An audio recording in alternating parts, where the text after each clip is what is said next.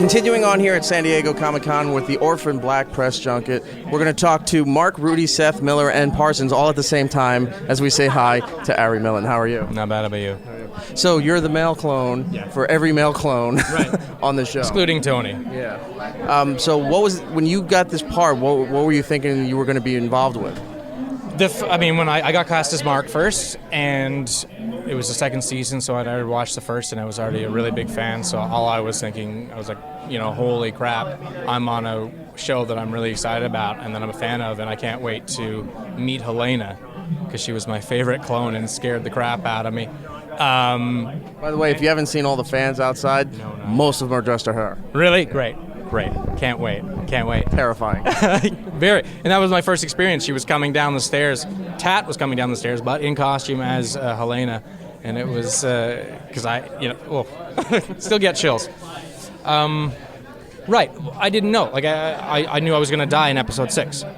So I was just enjoying the ride as it went, and this is going to be great. And then I wasn't dead, and then I got a phone call from Graham very late in the season saying, this is what we want to do with you. How do you feel about that? So it's been a whirlwind ever since. Did it once go through your head where you see the amount of work Tatiana goes through and you go, oh, I'm playing like 8 different guys?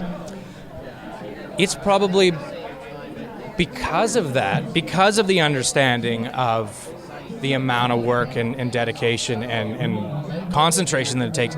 It's been the most exhilarating experience of my acting career, probably, that I'll ever have.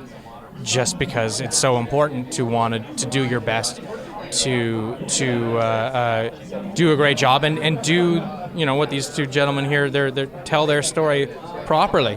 But certainly working with the cast and crew that we have, probably the best combination of everyone together. Everyone comes together, they love what they're doing, and it never feels like work. So, and getting to work opposite Tat so often, it certainly made it a lot easier. Well, season 3 has come and gone. There's really no spoilers, especially if you're at Comic-Con. Everyone's been talking about who's dead, who's still alive, what's going to happen, and the news in the middle of the season, which is not very BBC-like, to announce that season 4 is happening while the current season's going on. Oh yeah, no, it's a really good feeling. It's a really good feeling, but. I know nothing. I mean, like, if you find out anything, let me know. You're part of it. I know that. I do know that Mark will be returning, and but you never know. It's a clone show, For those who don't know or aren't too familiar with Orphan Black, the original premise was that there was this girl who found out that she thought she maybe had sisters, and they turned out to be clones, and there's this whole conspiracy, and it was growing larger and larger. Now they threw in another part of it where there's a male clone division, Project Castor, right?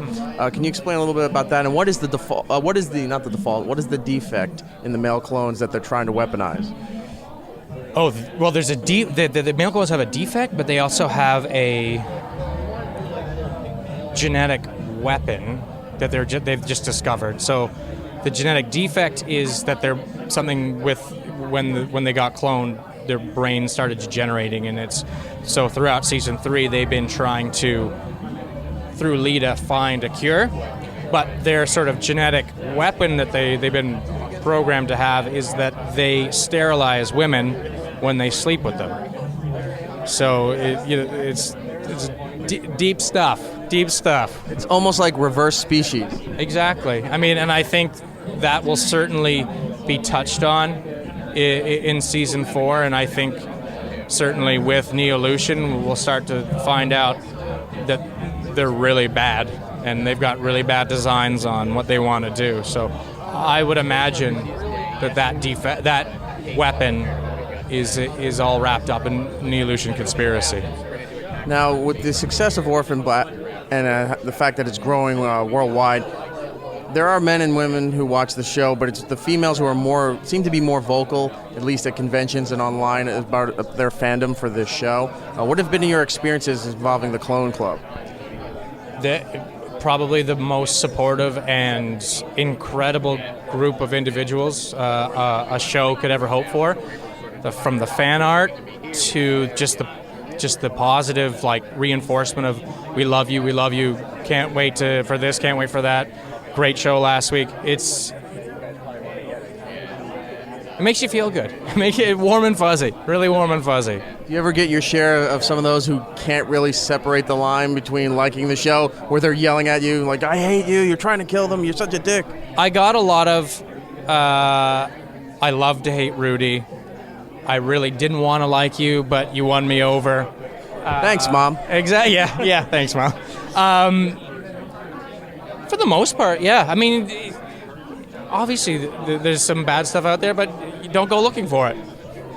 Do you get to renegotiate now that there's a season 4? They actually preempted for season 2. They I was a day player before, and then they optioned me going into season 3. So, well, I was going to say, if you have a chance to have any kind of pull in season 4, you got to get your own action figure. That would be pretty cool. You know, Funko's got the line going. You just got to make a phone call. Speaking of Clone Club, there's a woman out there who takes the Funkos and then creates. So I've seen a Parsons. I've seen, like, she's made the brain and everything. It's like she, like, customizes them. So it's like, Clone Club's awesome. Well, get your own official one. Okay. Make your mom proud. Can we do that?